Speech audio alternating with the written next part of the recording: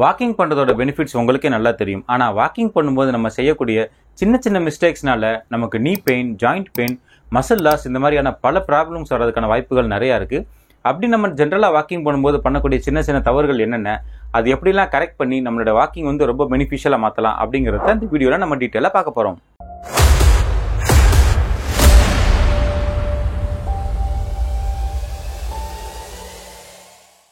High, நம்ம சேனலுக்கு புதுசாக வந்திருக்கவங்களா இருந்தீங்கன்னா என்னுடைய பேர் ஷேக் சையத்.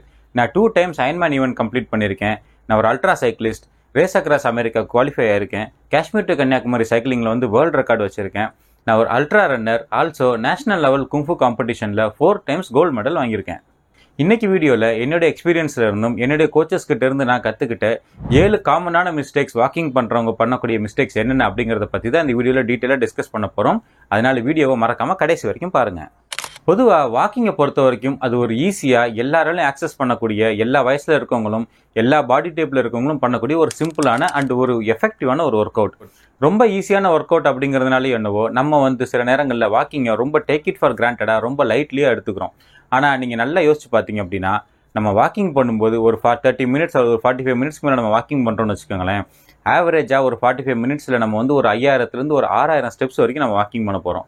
ஸோ 6000 தடவை நம்ம ஒரே மூமெண்ட்டை கண்டினியூஸாக ரிப்பீட்டடாக பண்ணிக்கிட்டு இருக்கோம் அப்படின்னா, அந்த மசில்ஸ் எல்லாமே அதுக்கு சரியான முறையில், ப்ராப்பரான முறையில் ரெடியாக இருந்தால் தான் நம்மளால் அந்த வாக்கிங்கை சரியாக பண்ண முடியும். ஸோ வாக்கிங் தானே, சிம்பிளான ஒரு ஒர்க் அவுட் தானே, இதில் என்ன இருக்குது அப்படின்னு யோசிக்காமல் நீங்கள் வாக்கிங் பண்ணுறதுக்கு முன்னாடியும் ப்ராப்பராக ஒரு 5 மினிட்ஸாவது ஸ்பெண்ட் பண்ணி உங்கள் பாடியில் இருக்கக்கூடிய மசில்ஸ், அதுலேயும் குறிப்பாக லோயர் பாடியில் இருக்கக்கூடிய மேஜரான மசில்ஸ், அதாவது நம்மளுடைய க்ளூட்ஸ், நம்ம ஹாம்ஸ்ட்ரிங், நம்ம குவாட்ரசெப்ஸ், நம்மளுடைய காஃப்ஸ், இந்த மாதிரி மேஜரான மசில்ஸ், அதுலேயும் குறிப்பாக நம்மளுடைய ஆங்கிள்ஸ், இது எல்லாத்தையும் வந்து கரெக்டான முறையில் வார்ம் அப் பண்ணிவிட்டு அதுக்கப்புறமா நம்ம வாக்கிங் பண்ணோம் அப்படின்னா, வாக்கிங் மூலியமாக வரக்கூடிய பல விதமான இன்ஜுரிஸ்லேருந்து காப்பாற்றுறதுக்கு இந்த வார்ம் அப் வந்து நமக்கு ரொம்ப ஹெல்ப்ஃபுல்லாக இருக்கும்.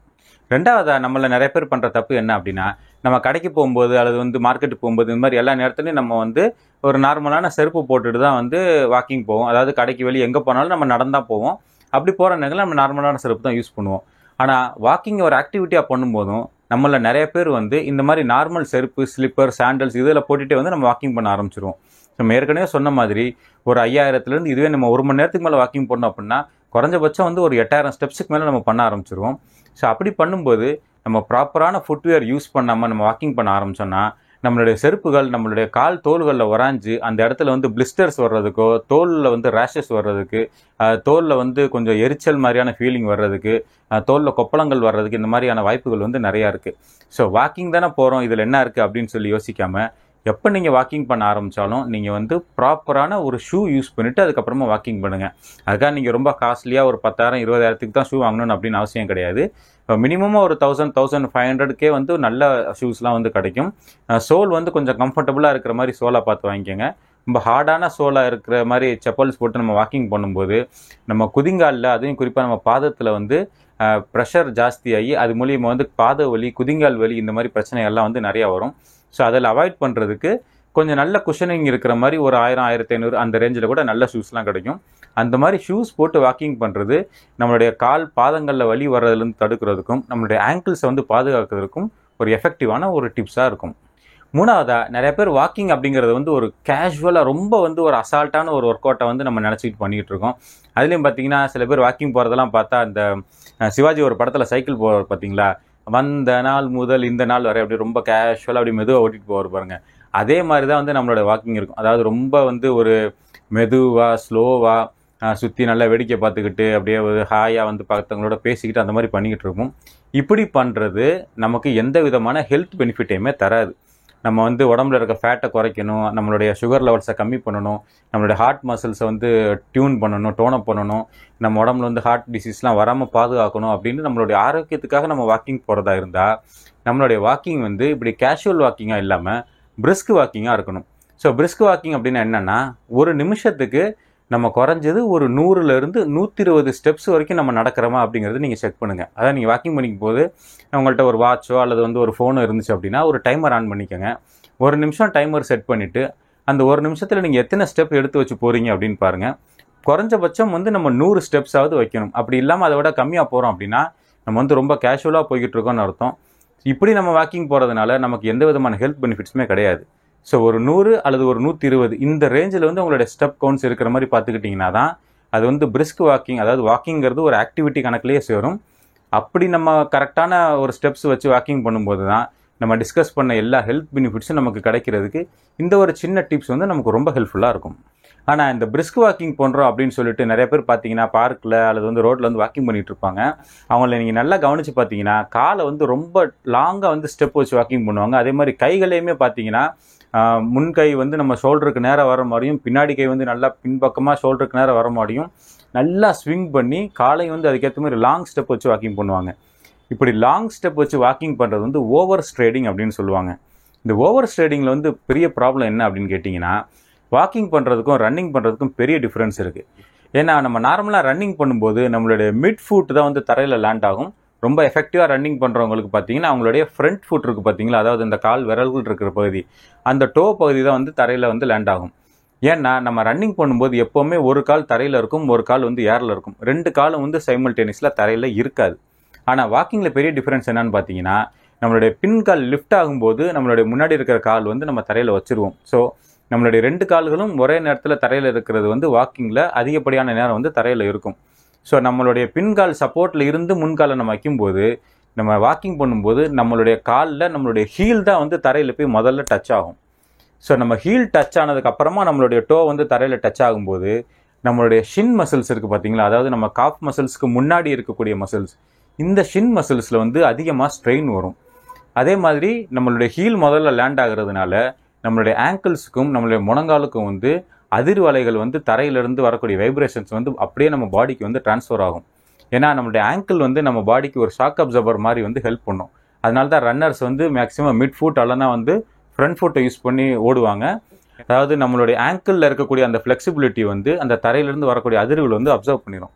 ஆனால் அப்படி லாங் ஸ்டெப் வச்சு ஓடும்போது நம்மளுடைய ஹீல் வந்து ரொம்ப கனமாக வந்து தரையில் போய் வந்து இம்பேக்ட் பண்ணுற மாதிரி இருக்கும். அதனால தரையிலேருந்து வரக்கூடிய வைப்ரேஷன்ஸ் எல்லாமே நம்மளுடைய ஆங்கிள் ஜாயிண்ட்டையும் நம்மளுடைய முழங்கால் ஜாயிண்ட்டையும் வந்து வெகுவாக வந்து பாதிக்கும்.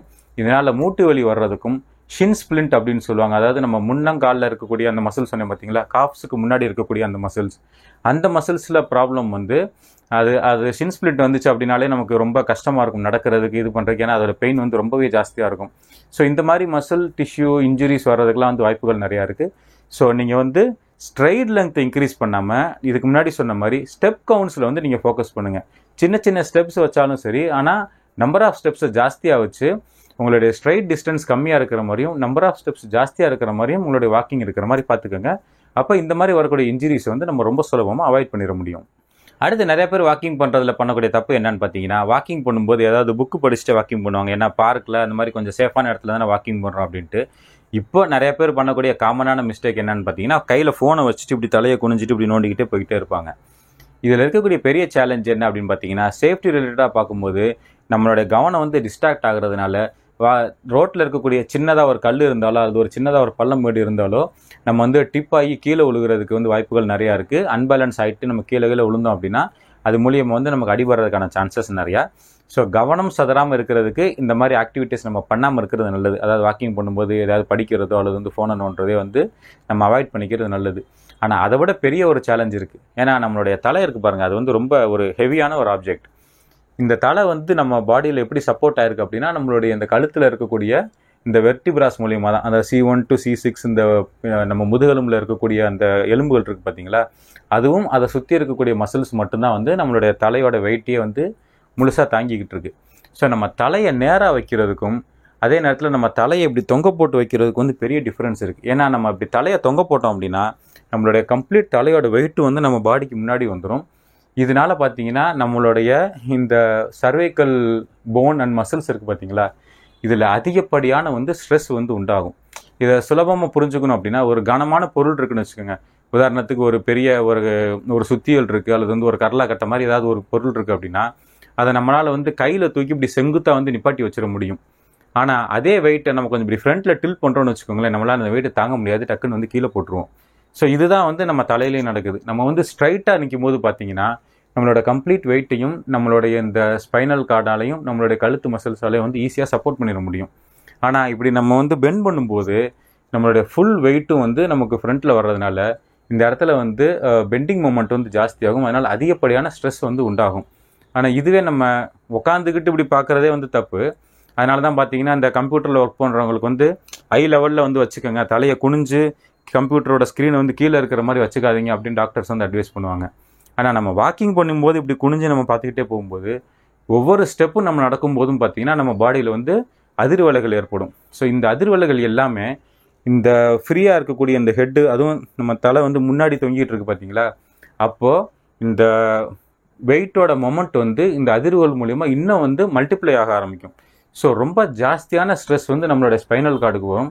அதனால் சீக்கிரமாகவே கழுத்து வலி, இந்த தோள்பட்டையில் இருக்கக்கூடிய மசில்ஸ் எல்லாமே வந்து வீக் ஆகி அது மூலியமாக வலி, கழுத்தில் சுளுக்கு, இந்த மாதிரி நிறையா பிரச்சனைகள் வர்றதுக்கு சிம்பிளாக நம்ம மொபைல் பார்த்துக்கிட்டு வாக்கிங் பண்ணுற பாருங்க, இது வந்து ஒரு பெரிய காரணமாக இருக்குது.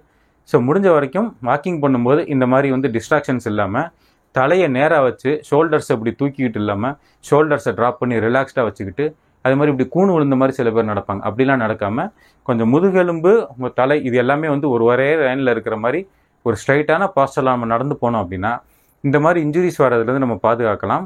அதே மாதிரி நம்மளுடைய வாக்கிங்கை வந்து ரொம்ப எஃபெக்டிவாக அமைகிறதுக்கு இந்த சின்ன டிப்ஸ் வந்து உங்களுக்கு ரொம்ப ஹெல்ப்ஃபுல்லாக இருக்கும். அடுத்து நம்மளில் பல பேர் வந்து வாக்கிங் பண்ணும்போது என்ன செய்வோம் அப்படின்னா, வாக்கிங் தானே போகிறோம் அப்படின்ட்டு ரொம்ப அசால்ட்டாக நம்ம வந்து வெறுமன ஷூவை மட்டும் மாட்டிட்டு அப்படியே கிளம்பிடுவோம். ஆனால் நம்ம ஒரு 1 ஹவருக்கு மேலே வாக்கிங் பண்ணுறோம் அப்படின்னா நம்ம உடம்புல இருக்கக்கூடிய நீர் சத்து எல்லாமே நம்மளுடைய வேர்வைகள் மூலிமா சீக்கிரமே வந்து எவாப்ரேட் ஆயிரும். ஸோ நம்ம ஊர் டெம்பரேச்சர், நம்ம ஊர் ஹியூமிடிட்டியை பற்றி உங்களுக்கே நல்லா தெரியும். ஸோ அதிகப்படியாக வேர்க்கும். ஸோ 1 ஹவருக்கு மேலே நம்ம வாக்கிங் பண்ணும்போது நம்ம பாடி சீக்கிரமாகவே வந்து டீஹைட்ரேட் ஆகிறதுக்கான வாய்ப்புகள் நிறையா இருக்குது. ஸோ நீங்கள் ஒரு 30 மினிட்ஸ்க்குள்ளே வாக்கிங் பண்ணிங்கன்னா பரவாயில்ல. ஆனால் அதுக்கு மேலே நீங்கள் வாக்கிங் பண்ணுறீங்கன்னா கையில் குறைஞ்சபட்சம் ஒரு 1/2 லிட்டர் தண்ணியாவது எடுத்துகிட்டு போங்க.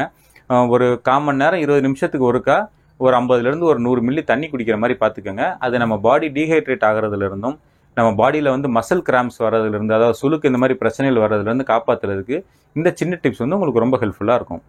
அடுத்து வாக்கிங் பண்ணுற 90% மேலே உள்ள மக்கள் செய்யக்கூடிய மிகப்பெரிய தப்பு என்ன அப்படின்னா, வாக்கிங் பண்ணுறதுனால வெயிட் லாஸ் ஆகும், வாக்கிங் பண்ணுறதுனால வந்து உடம்புல இருக்கக்கூடிய ஃபேட் பர்சன்டேஜ் எல்லாமே குறையும் அப்படின்னு சொல்லிட்டு வெறுமனே வாக்கிங் மட்டுமே பண்ணிக்கிட்டு இருப்பாங்க. அது வாரத்துக்கு 5 நாள் 6 நாள் அல்லது டெய்லி கூட வந்து வாக்கிங்கே பண்ணிக்கிட்டு இருப்பாங்க. இப்படி கண்டினியூஸாக நம்ம கார்டியோ ஒர்க் அவுட்ஸ் மட்டுமே பண்ணிக்கிட்டு இருந்தோம்னா நம்மளுடைய மசில்ஸ், ஜாயின்ட்ஸ் எல்லாமே வந்து வீக் ஆகி நமக்கு வரக்கூடிய பெனிஃபிட்ஸை தாண்டி நம்ம உடம்புல வந்து மசில் லாஸ் ஆகிறதுக்கான வாய்ப்புகளும் நிறையா இருக்குது. ஸோ நீங்கள் எவ்வளோ தான் ஓவர் வெயிட் பர்சனாக இருந்தாலும், உங்களுடைய வயசு வந்து எவ்வளோ தான் வந்து கம்மியாவோ அல்லது ஜாஸ்தியாகவோ இருந்தாலும், நீங்கள் வந்து ஒரு ஆணாவோ பெண்ணாவோ நீங்கள் யாராக இருந்தாலும் சரி, வாக்கிங் மட்டும் பண்ணாமல் வாரத்துக்கு குறைஞ்சது மினிமம் 2 நாளாவது நம்ம வந்து ஸ்ட்ரென்த் ட்ரைனிங் பண்ணணும். ஸ்ட்ரென்த் ட்ரைனிங் அப்படின்னா நம்ம ஜிம்முக்கு தான் போகணும் அல்லது வீட்டில் வந்து டம்பிள்ஸ், கெட்டில் பெல், அதாவது பார்பல் ஏதாவது வாங்கி தான் ஒர்க் அவுட் பண்ணணும்னு அவசியம் கிடையாது. நம்மளுடைய ஓன் பாடி வெயிட்டையே லிஃப்ட் பண்ணுற மாதிரி, அதாவது நம்ம ஒரு சேரில் உட்காந்துட்டு கூட எந்திரிக்கலாம். அதாவது ஸ்குவாட்ஸ் வந்து நம்மளால் டைரெக்டாக பண்ண முடியல அப்படின்னா ஒரு சேரில், சோஃபாவில் கூட ஒரு 10 தடவை உட்காந்து எந்திரிக்கலாம். லைட்டாக வந்து சவத்தில் சாஞ்சிட்டு கூட நம்ம வந்து புஷ்அப்ஸ் பண்ணலாம். 2 பக்கெட் நிறையா தண்ணி எடுத்துக்கிட்டு அதை 2 கையிலையும் பிடிச்சிக்கிட்டு அப்படியே சும்மா வாக்கிங் பண்ணிட்டு வரலாம். இதை வந்து நம்ம ஃபார்மர்ஸ் கேரி அப்படின்னு சொல்லுவாங்க ஜிம்மில். அதே வந்து நம்ம வீட்லேயே சிம்பிளாகவே வந்து இந்த மாதிரி சிமுலேட் பண்ணலாம். இப்படி வீட்லேயே பண்ணக்கூடிய சின்ன சின்ன ஒர்க் அவுட்ஸ், ரொம்ப எஃபெக்டிவான ஒர்க் அவுட்ஸ் வந்து நிறையாவே இருக்குது. ஓன் பாடி வெயிட் ப்ளஸ் நம்ம வீட்டில் இருக்கக்கூடிய சின்ன சின்ன பொருள்களை வச்சு இந்த மாதிரி ஒர்க் அவுட்ஸ் வந்து நம்ம ரொம்ப எஃபெக்டிவாக பண்ண முடியும். ஆனால் நம்ம ஸ்ட்ரென்த் ட்ரைனிங் பண்ணுறதா வந்து நம்மளுடைய ஜாயின்ட்ஸை ஸ்ட்ராங் ஆகிறதுக்கும், நம்மளுடைய பாடியில் இருக்கக்கூடிய மசில் மாஸ் இன்க்ரீஸ் ஆகிறதுக்கும், நம்ம மசில் லாஸை ப்ரிவென்ட் பண்ணுறதுக்கும் ரொம்ப ஹெல்ப்ஃபுல்லாக இருக்கும். ஸோ வாரத்துக்கு குறைஞ்சது 2-3 பண்ணுறது வந்து ரொம்பவே நல்லது. 3 செஷன்ஸ் ஆகுது நம்ம வந்து ஸ்ட்ரென்த் ட்ரைனிங் பண்ணுறோமா அப்படிங்கிறது என்றைக்குமே நீங்கள் வந்து என்ஷூர் பண்ணுங்கள். வெறுமான வாக்கிங் அல்லது சைக்கிளிங், ரன்னிங், எந்த ஒர்க் அவுட்ஸ் பண்ணாலும் சரி, ஸ்ட்ரென்த் ட்ரைனிங் ரொம்ப ரொம்ப முக்கியம். நம்ம பாடியில் மசில் மாஸ் இன்க்ரீஸ் பண்ணுறது ரொம்ப அவசியம். ஸோ எதை மிஸ் பண்ணாலும் ஸ்ட்ரென்த் ட்ரைனிங் என்றைக்குமே வந்து நீங்கள் மிஸ் பண்ணிடாதீங்க. வாக்கிங்கோட ஃபுல் பெனிஃபிட்ஸை நீங்கள் தெரிஞ்சுக்கணும் அப்படின்னா மறக்காமல் இந்த வீடியோவை செக் பண்ணி பாருங்கள். நீங்கள் என்னென்ன மாதிரி வாக்கிங்கில் மிஸ்டேக்ஸ்லாம் பண்ணியிருக்கீங்க அப்படிங்கிறத மறக்காமல் கமெண்ட்டில் தெரியப்படுத்துங்க. அடுத்து இதே மாதிரி ஒரு இன்ட்ரெஸ்டிங்கான இன்ஃபர்மேட்டிவான வீடியோவில் நான் உங்களை மீட் பண்ணுறேன். பாய்.